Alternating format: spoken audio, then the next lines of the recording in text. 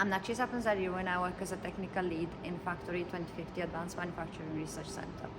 Cybersecurity needs to be understood by everyone in manufacturing and beyond, but all the jargon can often get in the way.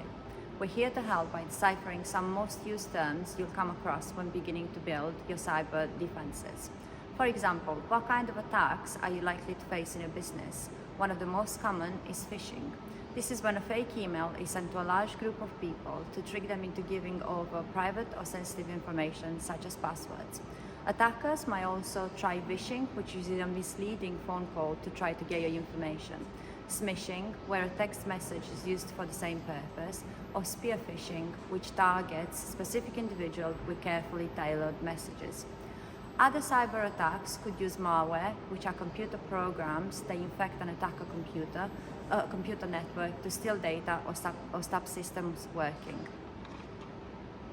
Ransomware is a type of malware which locks you out of essential and sensitive files, then demands payment to give you access again.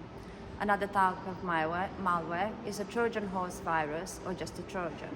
This malware is disguised as a normal program to trick you into downloading into your system before it starts causing trouble. A DDoS attack, which stands for Distributed Denial of Service, floods a website or system with a huge amount of information from multiple sources. This can cause a site to crash under the stress, disrupting the service for all users. How can you protect yourself, your team, and your business from this kind of cyber attacks and more?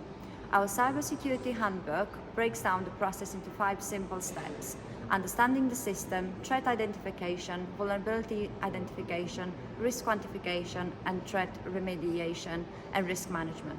Take a look to get started on your cybersecurity journey today.